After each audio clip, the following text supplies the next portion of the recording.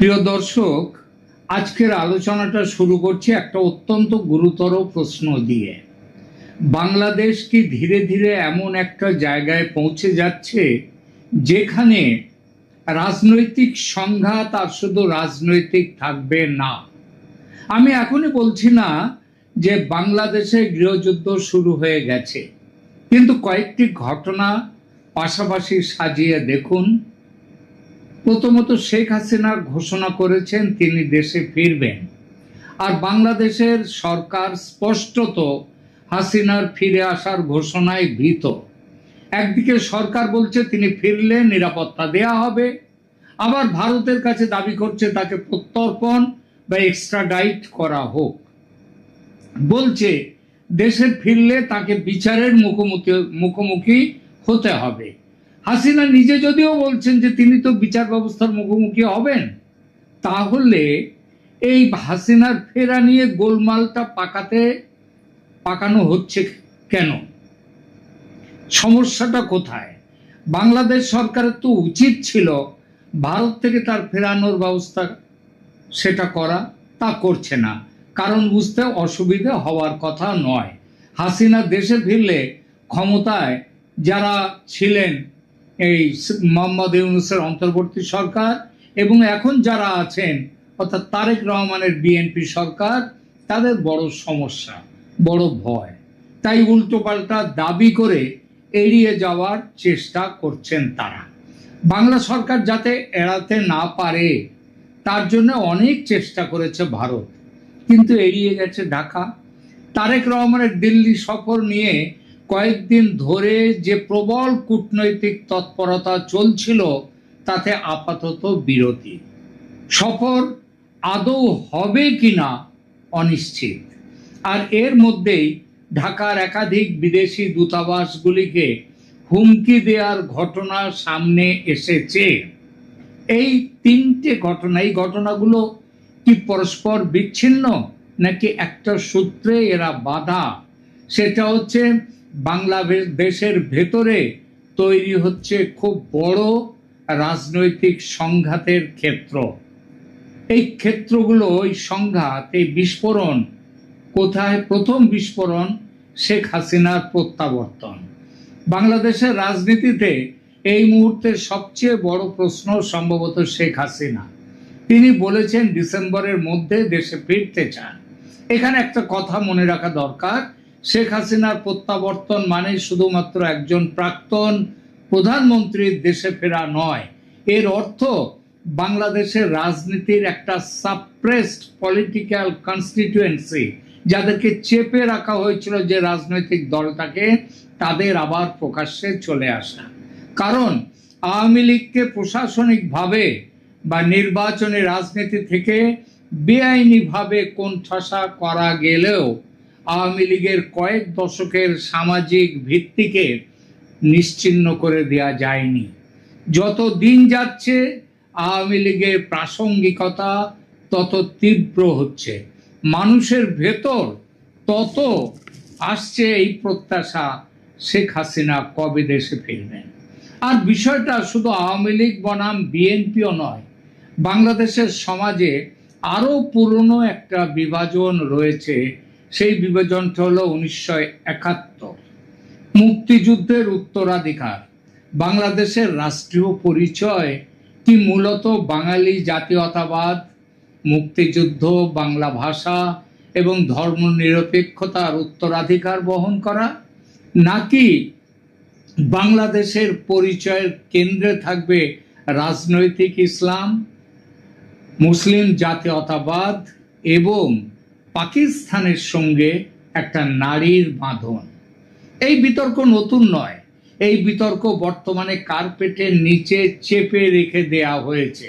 কিন্তু শেখ হাসিনা দেশে ফিরলে এই কার্পেটটা উড়ে যাবে, সরে যাবে, আর এই পুরনো বিতর্ক আবার ভয়ঙ্করভাবে সামনে চলে আসবে। বাংলাদেশে মুক্তিযুদ্ধের উত্তরাধিকারের সমর্থক মানেই আওয়ামী লীগের সমর্থক, এটা পুরোপুরি ঠিক নয়। তবে আওয়ামী লীগ অবশ্যই প্রধানতম, কিন্তু বিএনপির মধ্যেও মুক্তিযোদ্ধা পরিবার আছে। বিএনপির মধ্যেও এমন মানুষ আছেন যারা পাকিস্তানি সেনাবাহিনীর 1971 সালের ভূমিকা সম্পর্কে কোনো আপোষ করতে রাজি নন। আবার বামপন্থী, উদারপন্থী সাংস্কৃতিক সংগঠন এবং নাগরিক সমাজের একটা অংশও আছে যারা আওয়ামী লীগের রাজনীতির বিরোধিতা করলেও বাংলাদেশের মুক্তিযুদ্ধ ভিত্তিক পরিচয়কে অস্বীকার করতে চায় না। সুতরাং ভবিষ্যতের সংঘাত যদি তৈরি হয় সেটা খুব সরল, ওই আওয়ামী লীগ বনাম বিএনপি বা আওয়ামী লীগ বনাম বিএনপি জামাত এই ধরনের সমীকরণে আটকে থাকবে না। যদি তৈরি হয় এই এই ছোট্ট সমীকরণে থাকবে না, সেটা হবে কি মুক্তিযুদ্ধের পক্ষ ও বিপক্ষ শক্তির লড়াই, 71-এর রাজনৈতিক উত্তরাধিকার বনাম তার বিরোধী শক্তি। আরো স্পষ্ট করে বললে পাকিস্তানপন্থী বনাম বাঙালি জাতীয়তাবাদ পন্থীর লড়াই। আর এটাই সবচেয়ে বিপজ্জনক জায়গা। হাসিনা ফিরলে কি হতে পারে? শেখ হাসিনা বাংলাদেশে ফিরলেন, ধরুন বিমানবন্দর থেকে তাকে যদি সরাসরি আটক করা হয়, তার সমর্থকরা কি চুপ করে থাকবেন? আওয়ামী লীগের কর্মী সমর্থকরা কি রাস্তায় নামবেন? তাদের ওপর আক্রমণ হলে পাল্টা প্রতিরোধ হবে কি? আবার হাসিনা বিরোধী জুলাই আন্দোলনের শক্তিগুলো, জামাত, তারা তাদের ওই জুলাই আন্দোলনের শক্তিদের জনসমর্থন এখন অকিঞ্চিতকর, কিন্তু তারা নিজেদের প্রাসঙ্গিক করতে এই সুযোগ নেবেন, নিশ্চয়ই রাস্তায় নামবেন। তার মধ্যে ধর্মীয় সংগঠন, ছাত্র সংগঠন, রাজনৈতিক দলগুলো যখন ঢুকে পড়বে তখন পরিস্থিতি কোথায় গিয়ে দাঁড়াবে সেটা বুঝতে পারছেন? এগুলো প্রশ্ন, এবং প্রশ্নগুলো কিন্তু মন গড়া নয়, মন গড়া নয় এগুলো। রাষ্ট্র তখন কি করবে? রাষ্ট্রের কাজ হচ্ছে আগুন লাগার পরে দমকল কিনতে যাওয়া নয় বা দমকলের টেন্ডার দেয়া নয়। আগুন লাগতে পারে এই সম্ভাবনাটা আগে বুঝে আগুন লাগলে কি হবে, কিভাবে সেই আগুন নেভানো যাবে সেই ব্যবস্থা তৈরি রাখা। আর এখানেই আসে সেনাবাহিনীর ভূমিকা। বাংলাদেশের ইতিহাসে রাজনৈতিক অস্থিরতা এবং সেনাবাহিনীকে আলাদা করে দেখা কঠিন। 1975 শেখ মুজিবুর রহমান বঙ্গবন্ধু তার হত্যার পর থেকেই কয়েক দশক ধরে বাংলাদেশের ইতিহাস সাক্ষী রয়েছে সেনাবাহিনীর কাজকর্মের। বর্তমান সেনাপ্রধান জেনারেল ওয়াকার উজ্জামান 2024 সালের 5 আগস্টের রাজনৈতিক পালাবদলের অন্যতম শ্রেষ্ঠ কুশীলব ছিলেন, নায়কের ভূমিকায় এটা বলা যায়। এবং তার বর্তমান রাজনৈতিক উদ্দেশ্য সম্পর্কেও অনেক সন্দেহ সম্প্রতি তৈরি হয়েছে। হজ করে আসার পর তিনি নিজের গেটআপটা বদলে আরো ধার্মিক করে ফেলেছেন, যেটা পাকিস্তানের ফিল্ড মার্শাল আসিম মুনির এখনো পর্যন্ত করে ওঠেননি। ওয়াকার নাকি এখন এই মুহূর্তে বাংলাদেশের মৌলবাদী শক্তির চোখের মণি। সুতরাং বাংলাদেশে যদি ব্যাপক রাজনৈতিক সংঘর্ষ শুরু হয়, পুলিশ পরিস্থিতি নিয়ন্ত্রণ করতে না পারে, ঢাকার রাস্তায় যদি বিভিন্ন রাজনৈতিক শিবির মুখোমুখি হয়, তখন শেষ পর্যন্ত কাকে নামতে হবে? সেনাবাহিনীকে। আর দক্ষিণ এশিয়ার ইতিহাস আমাদের একটা শিক্ষা দিয়েছে, রাজনীতিবিদরা যখন রাষ্ট্র পরিচালনায় ব্যর্থ হন, সেনাবাহিনী যখন রাস্তায় নামে তখন তারা শুধু ওই দাঙ্গা থামাতে নামে না, তারা ট্রাফিক পুলিশেও দাঁড়িয়ে থাকে না, দেশ বাঁচাবার নামে ক্ষমতার দখল নেয়। এটা স্পষ্টত দৃশ্যমান বিপদ। কিন্তু এখানে আরো একটা কথা আছে, যে সেনাবাহিনী হোমোজিনিয়াস মানে এক কাট্টা নয়, সেই সেনাবাহিনী তার যার মধ্যে অনেক গোষ্ঠী দ্বন্দ্ব আছে, পাকিস্তানপন্থী, ভারতপন্থী, আওয়ামী লীগপন্থী, বিএনপিপন্থী, জামাতপন্থী, এই রকম যেখানে গোষ্ঠী ভাগে বিভক্ত থাকে, সেখানে সেনাবাহিনীর নিজেদের মধ্যেও যদি লড়াই হয় তাহলে সেটাও এড়িয়ে যাওয়া যাবে না। আরেকটা বিপদ, দ্বিতীয় বিপদ হচ্ছে উগ্রপন্থার নতুন আন্তর্জাতিক মাত্রা। এর মধ্যেই কয়েকটি উদ্বেগজনক আর একটা ঘটনা ঘটেছে। ঢাকায় বিদেশি দূতাবাস এবং সরকারি দপ্তরে হুমকিমূলক ইমেল পাঠানোর ঘটনা প্রকাশ্যে এসেছে এবং সেগুলোর পেছনে আছে সাম্প্রদায়িক শক্তি, উগ্রপন্থীরা, মৌলবাদীরা। চীনা ও রুশ মিশনের নামও সেখানে এসেছে, যা খবর বাংলাদেশের স্বরাষ্ট্র দপ্তর এবং গোয়েন্দা পুলিশ খুব একটা গুরুত্ব দিচ্ছে না। তারা মানতে চাইছে না যে এর পেছনে কোনো প্রতিষ্ঠিত জঙ্গি সংগঠন রয়েছে। চীনারা যদিও সন্দেহ করছে এই হুমকি মেলের পিছনে আছে উইঘুরপন্থী ইসলামী সংগঠনরা। তারা এই ঘটনাটাকে উড়িয়ে দেওয়া যাবে না, কারণ প্রশ্নটা আরো বড়।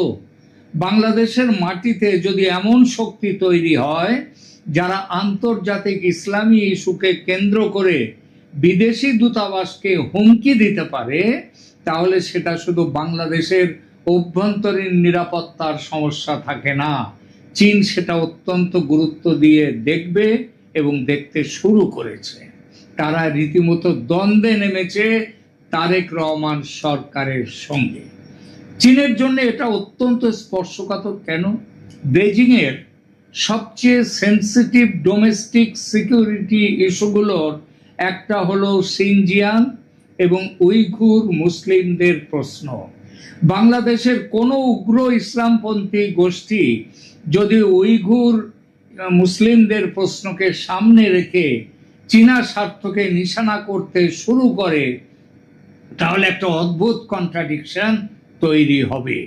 কারণ বাংলাদেশের ভারত বিরোধী রাজনীতির একটা অংশ দীর্ঘদিন ধরে বলে এসেছে ভারতের বিকল্প চীন, ভারতকে চায় না বাংলাদেশ, তাদের চীন আছে। কিন্তু র্যাডিক্যাল ইসলামিস্ট পলিটিক্সের একটা অংশের কাছে আবার চীন নিজেই ইসলামের কাছে সমস্যার দেশ, তাদের উইঘুর নীতির কারণে। অর্থাৎ ভারত বিরোধিতা আর চীন পন্থা সবসময় একই রাজনৈতিক প্যাকেজে থাকবে এমন কোনো নিশ্চয়তা নেই। এটা বেজিং এর মাথা ব্যথার কারণ হয়েছে। তৃতীয় বিস্ফোরক তারেক রহমানের দিল্লি সফর। এবার আসুন সবচেয়ে সাম্প্রতিক ঘটনায়। গত কয়েকদিনে মনে হচ্ছিল তারেক রহমানের দিল্লি সফর প্রায় চূড়ান্ত। 23 থেকে 25 আগস্ট সম্ভাব্য সফরের কথাও ভারতীয় সংবাদ মাধ্যমে এসেছিল। এমনকি রাষ্ট্রপতি ভবনের একটি বিজ্ঞপ্তিকে ঘিরেও জল্পনা তৈরি হয়, পরে সেটা প্রত্যাহার করা হয়। কিন্তু ঢাকা এখনো সফর নিশ্চিত করেনি। বাংলাদেশের প্রধানমন্ত্রীর প্রেস সচিব জানিয়েছেন ভারত বাংলাদেশ সম্পর্কের কিছু অমীমাংসিত বিষয় রয়েছে এবং তার জন্য সফরের অনুকূল পরিবেশ প্রয়োজন। সেই অনুকূল প্রবেশের জন্য এমন দুটি দাবি দিয়েছে বাংলাদেশ যা মেনে নেওয়া ভারতের পক্ষে অসম্ভব। অর্থাৎ সফরের দরজা প্রায় বন্ধ। কেন এত গুরুত্বপূর্ণ ছিল এই সফর?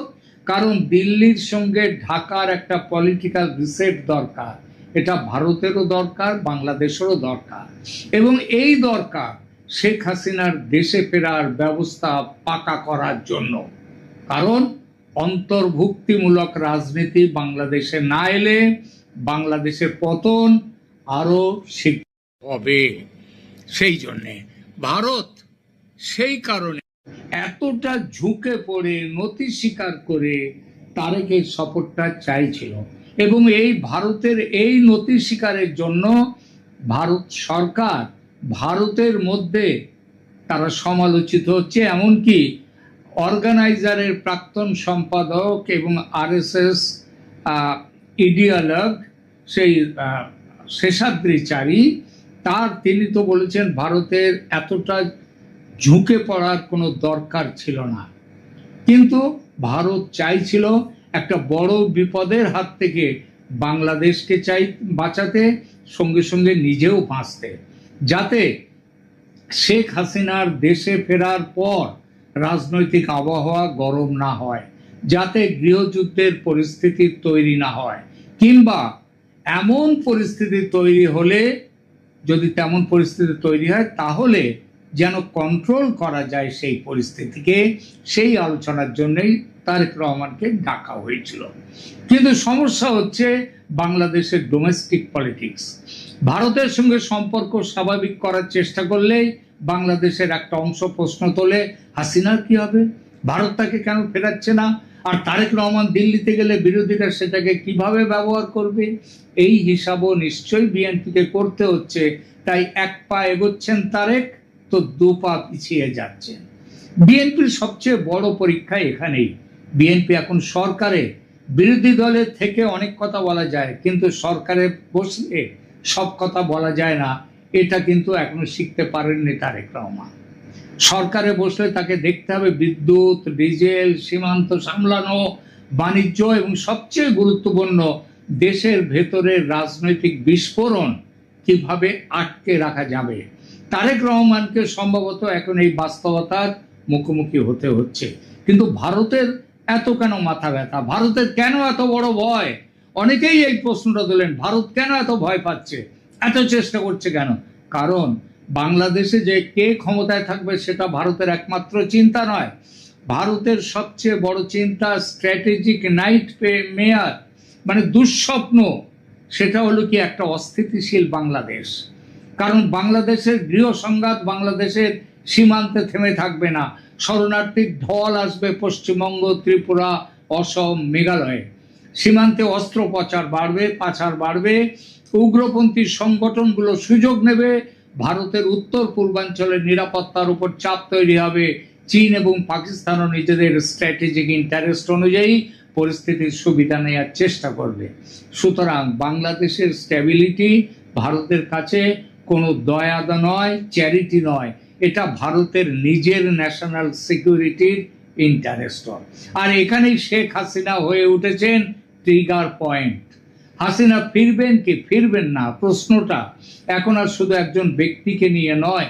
প্রশ্ন হচ্ছে তিনি ফিরছেন, এবং ফিরলে আওয়ামী লীগের রাজনৈতিক পুনর্গঠন শুরু হবে কি, তাকে গ্রেপ্তার করলে কি হবে, আওয়ামী লীগের ওপর নিষেধাজ্ঞা বহাল থাকলে তার সমর্থকরা কি করবে, আর জুলাই আন্দোলন এবং আওয়ামী লীগ বিরোধী যে শক্তি, ইসলামী শক্তি, তারাই বা কি করবে। জামাত সহ ইসলামপন্থীরা নিশ্চয়ই বসে থাকবে না, বিএনপি বা কি করবে।